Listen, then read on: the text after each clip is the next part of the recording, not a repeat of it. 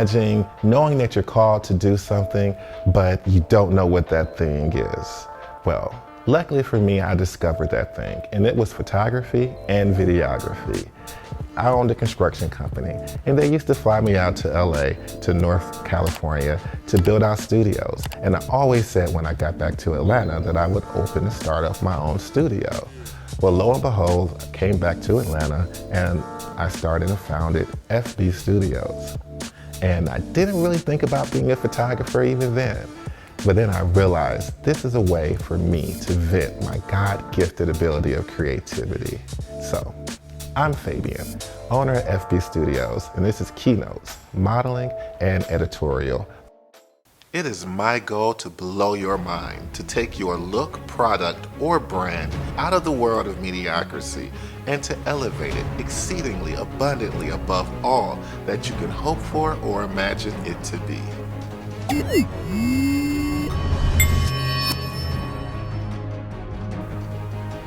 Known for his extreme creativity and building stunning custom sets, master photographer Fabian Butts of FB Studios has spent years honing his craft. From coast to coast, Fabian's imagery has made an impression on the industry. His work can be seen everywhere, from billboards to storefronts, city buses, and countless magazines. When booking with FB Studios, you are booking with excellence. We will put our gift of creativity, our state-of-the-art studio, and our flexibility all to work for you.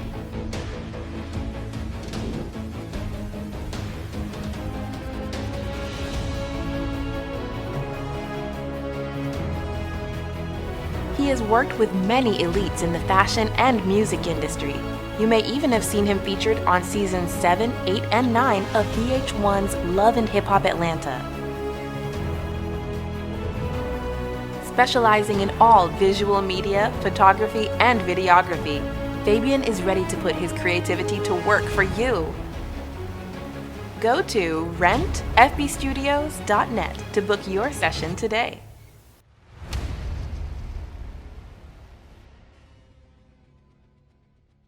So, what is photography? What is the very essence of photography? Is it picking up a camera? Is it setting up lights? Or is it booking celebrities and guests in big corporations? Well, if you break it down in its simplest form, photography is the master manipulation of light. Yes, it's not about your camera, it's about light. I remember my first real positive shoot that I really loved, that I got a lot of acclaim for, that was published.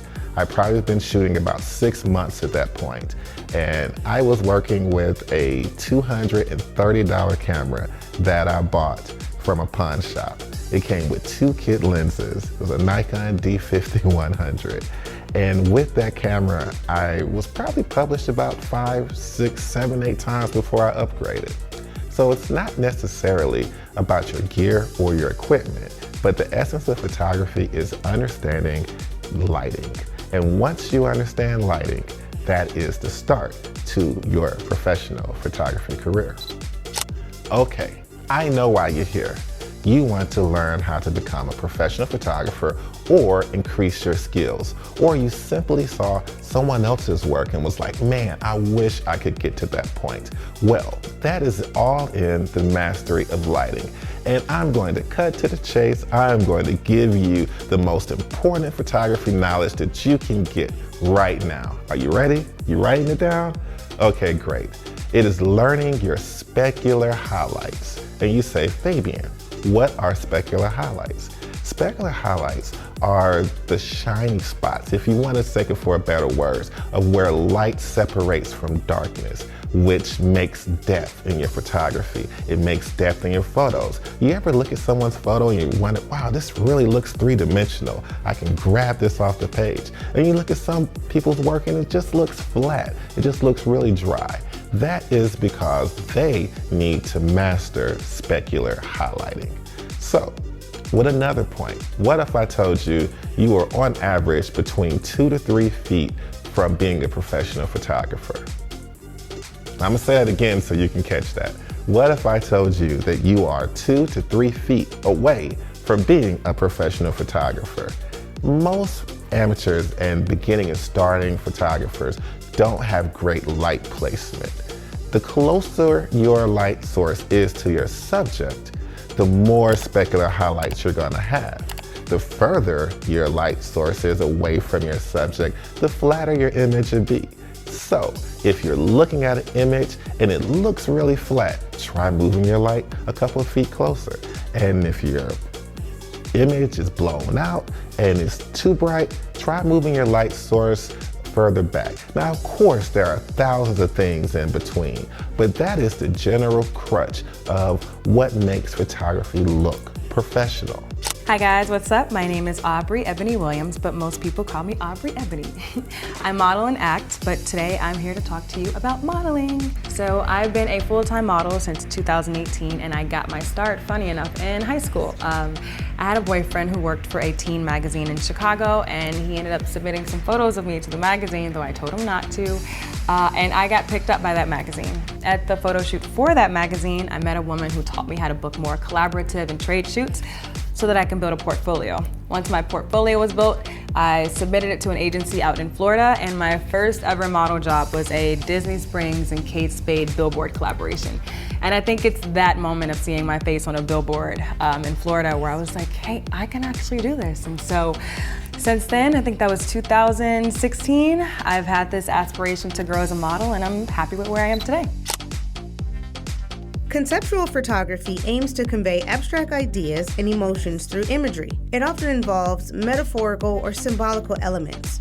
For instance, using a shattered mirror to represent a fractured identity, or photographing hands holding puzzle pieces to signify unity. Brainstorm and experiment with conceptual concepts that go beyond literal representation.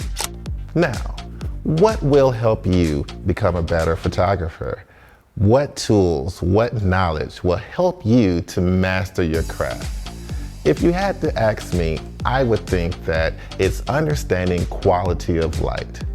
Quality of light is the size of your light source as it's relative to your subject. So think about the sun. The sun is huge, but it's really far away. So therefore, when you look up at the sky, you see this little dot. So therefore, a small light source over a big subject equals a hard light. As to where if you have a close subject, which if it was the sun, we would probably all be dead, but as a thing of like a light box or octabox or a deep parabolic umbrella, that's a large source, it would give you a better quality of light. And you say, Fabian, what is a quality of light? What does that really mean? Well, it's broken down into something called the penumbra. Yes, that's actual real word, and it's called a penumbra. A penumbra is the distance between the harshest part of the shadow and the lightest light. So it's that transition and how fast we transition from complete darkness to light is called the penumbra. And we utilize this in photography. If you ever look at a photographer's work and you see it's moody and it has those dramatic shadows, then they have a really dark or long penumbra. But say if you see something and it's really well lit and it's just really a soft light which wraps around your subject, then you have what's called a shorter or more in-depth penumbra. So with that being said, Fabian, how does this help me? This helps you to master light. There should not be a scenario where you see a photograph and you cannot backtrace that and figure out how that was shot to get that shot. So understanding lighting and quality of light will also take you into what modifiers to use. Because if you're going for that hard, poppy light, then you might want to use a smaller, harder light source. Or if you want to have a nice soft feel, then you would use a bigger source, like a bigger octabox, or even a natural light, like a window source. These are things that will help you take your photography to the next level. We're on set with the beautiful Aubri Ebony. First step to having a great shoot is to have a great model. Write that down. But I like to typically look at the set, look at how the light is hitting the subject, seeing if I want to bring the light in or out. Believe it or not, these micro adjustments of lighting is the total difference between a professional photographer shot and an amateur or a beginning or a starting photographer. So I'm just looking for specular highlights on the forehead, the bridge of the nose, and the chin. And when it's just right, I think I'll shoot. But if it's not, I might go in just a little bit to increase those specular highlights, or I might pull out to draw back some. But I like where we are now, so let's take some shots. Great. Nice, beautiful. Nice, gorgeous. Nice. All right, nice, I love it. Your skin is coming across amazing. Great, nice, nice, nice. Now give me a few more editorial looks. Tell me a story, make me believe it. Nice, gorgeous, nice, I love it. Nice, great, gorgeous, nice, nice. I think we got some great work. Double exposure involves exposing the same frame of film or sensor twice, superimposing two images into one. Multiple exposure goes further, combining more than two exposures. These techniques can be used to blend subjects, textures, or landscapes to convey complex narratives or surreal visuals, making them ideal for creative storytelling in editorial photography. I think that the number one thing in being a photographer and really getting into the editorial side is bringing out your creativity. And you might say, Fabian, I'm not a creative person, but you can be. You don't have to be creative to get creative. You can look up different things. You can look up Pinterest ideas. You can look up YouTube's. You can scout and just start off simple by looking at your surroundings. There might be cans, there might be lights, it might be more of an industrial feel. It could have a more soft feel depending on you. Then once you get into your creative side, you can also start looking at your photo's composition. Composition is key to making a photo more pleasant to look at. If it's off to the left or off to the right, which direction is your subject facing? What's in the background? What's in the foreground? Adding elements to introduce bokeh. And you say, Fabian, what is bokeh? Bokeh is something that gives you a blur, either in the foreground or background, but it's used to isolate your subject, to make your subject stand out even more in a photo. It helps give that three-dimensional look. So, okay, I know you're gonna draw me into some camera settings, which I normally try to avoid because everybody has different camera settings, but there are a few key principles to your camera settings. And that is shooting with a lower aperture f-stop. Shooting at an f2.8, f1.4 will introduce more. Or shooting at a longer focal length as well will definitely add more separation from your background or your foreground. So those are a few key tips. Though modeling is my career and I do it every day, I think that it's important to note that it can also be fun to do as a hobby, or that the act of modeling is an action. And there are a couple of things that are super important, one of them being expression, right? And I'm naturally expressive all the time. But I think in order to add expression into your photos or into your modeling, it's about making sure you come to set with having an idea of what you are wanting to express. And the easiest thing to express, if I'm gonna give you guys a tip, is probably how to smile. You can smile in a variety of ways, but I'll show you two different ways to smile. Way one, you smile with no teeth and kind of just like a grin. It's one way. The second way, the one that gets me on my billboards and advertisements, it's big teeth. But then also keeping in mind that from a grin to big teeth are also movements and expressions that you could show to the camera, like this.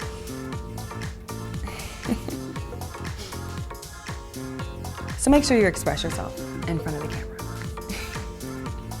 Another cool tip I want to share with you guys to add a little dynamicism to your expressions in your photos is to use your hands. It's super easy to do, and really most of the time I just place my fingertips on my cheek, either on one side or the other, by my ear, at the bottom of my jawline, something in that space. But adding your hands to your facial expressions kind of just, I don't know, fills out the photo a little bit, if that makes sense. Now, today's genre of choice, we're talking about editorial photography. What is editorial photography? Editorial photography in its simplest form broken down is photography that tells a story, that pushes a narrative, that leads your client or your person or your viewer in a particular direction when looked at. So you might start off, say, for a magazine spread, and it's an editorial. It starts off with a nice face shot or a well-defining wide shot, and then it goes into, so if you're focusing on the clothing, it tells the story of how fluid it is, or how it moves, or how it flows, or how comfortable it is, how it breathes. You're just basically trying to get a point across of telling a story with your photography. Long exposure photography involves using slow shutter speeds that capture motion or create unique effects. It can be applied creatively in editorial work by introducing elements like light trails, motion blur, ethereal landscapes, techniques like painting or star trail photography. Even capturing the movement of crowds at night can produce visually striking results. Another tip I'm gonna give you if you're interested in modeling or just wanna learn how to move overall is to diversify the movements in your body. What does that mean? I know, right? What does that mean? I'm always cognizant of what my body parts are doing, like what my arms are doing, or like my head positioning, if my shoulders are forward or back. You just wanna move your body parts in different ways to diversify your pose, your movement, so that you get a good variety when you're doing your thing. So, now that you're serious about becoming a photographer, you have to find your genre, find your niche, and what type of photography you want to specialize in. Now, the world of photography is vast. You have everything from landscape to macro to architectural photography. Where I fall in the grand scheme of things is between the top 4 general portraiture genres. That's editorial, fashion, glamour, and lifestyle or beauty photography. So I stick to more so the editorial and fashion side of things, but you have to find what is your heart saying. What are you passionate about? So I think one of the These other methods tips I offer could tell you tactical guys and is visually striking leg results, placement. adding a distinct If artistic the camera is touch to directly in front of editorial you work. and both of your feet are kind of parallel to the camera, that's one way. You can also shift your weight left, shift your weight right. You can also completely turn profile to the camera and stick one knee forward. If I were standing up, I'd do it. Or you shift the other way and shift the other knee forward. Or if you want to be saucy, you can turn your back to the camera and look over. And that kind of gives you some variety in the legs. You can stay to the camera, shift your weight left, weight to right. You could completely profile to the camera and give all the single ladies, that movement when your knees are doing that thing, just kind of give some movement in your knees on either side. And if you want to full body it, you can completely put your back towards the camera and give that same shift weight to the left and right and just look over your shoulder. And I think that's some cool diversifying leg movements that you can add to your photos. Explore the world of unconventional props. This might include everyday objects used in unexpected ways or incorporating symbolic elements that add depth and intrigue to the narrative. Consider the emotional and contextual resonance of props. Although we learned the word photography really deals more with lighting than it does your actual equipment, we can't talk about photography without talking about your basic camera settings. Now, there are 3 camera settings that vastly control your workflow and your work and what makes you being a photographer. You have your ISO, you have your shutter speed, and you also have your f-stop or aperture. Now, which thing does what and how does it affect you as a photography in your photography? Well, let's talk about ISO. ISO is the amount of light that is let into your camera sensor. So think of it like blinds. You can partially open your blinds or you can turn it all the way up. So you say, oh wow, yes, I definitely want it all the way up because I want all of my photos to be well lit and bright. But that's not really the way that it works. You want to keep your ISO as low as possible, ideally around 100, because when you add more light and you open up your sensor, you can add things that you don't want in the image, like grain and noise. So we try to keep our ISO low, but if you're in a scenario where you need a little more light, you can definitely bump up your ISO. Now, these sensors are amazing nowadays. So, depending on your body, which is your camera, it can range from ISO -60 to ISO 12,800. So, depending on your camera and what you paid for your camera will determine how high you can have a clean image. So that's your ISO. Now, let's talk about your f-stop or aperture. Now, that is typically within inside of your lens, and it's the opening, so it lets the light into the camera. Now, this does one or two different things. It determines how bright your photos are, but it also determines your bokeh or your depth of field, which we talked about previously. So, Fabian, I don't understand that. Break that down for me. I got you, don't worry about it.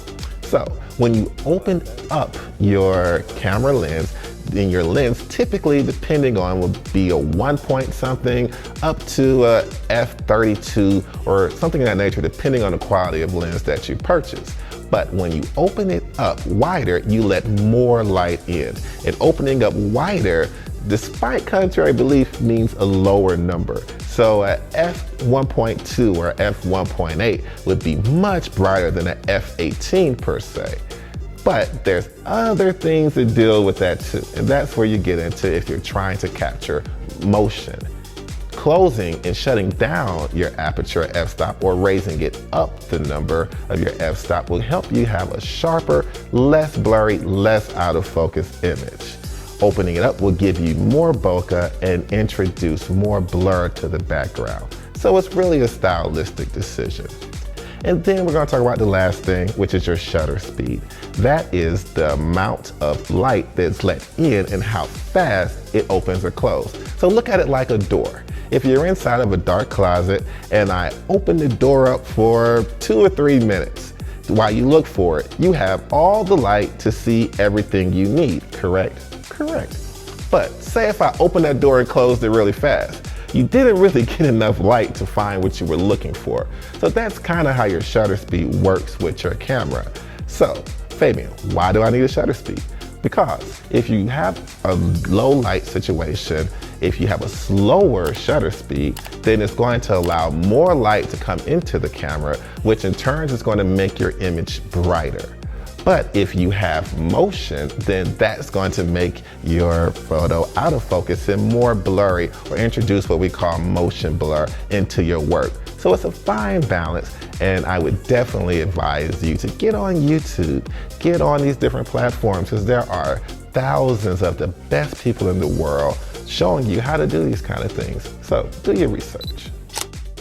Tilt-shift lenses allow photographers to manipulate the plane of focus in unusual ways. This technique is often used to create a miniature effect, making real scenes appear as though they are a part of a model set. It's a playful and creative way to alter the perception of scale in editorial photography. I think one of the most important things to have when shooting or being a model or modeling in any aspect is the idea of confidence. And it's tough, right? Because confidence is something that is difficult to build if you've had some challenges, or maybe you don't have it, or maybe you're super confident, so then you don't have the problem. But to be confident is probably the best thing you can have as a model, because without confidence, your photos probably aren't gonna be the greatest. Well, how do I become confident? I'm not confident today, and you know, people have their things, I get it. But I would say I tell the clients that I work with when I am teaching posing or confidence is to have 3 things about yourself that you absolutely love, and you can keep those 3 things in the back of your mind. So if you're in front of the camera and feeling kind of down, what are 3 things about yourself that you absolutely love, that you absolutely adore about yourself, that brings that confidence piece out of you?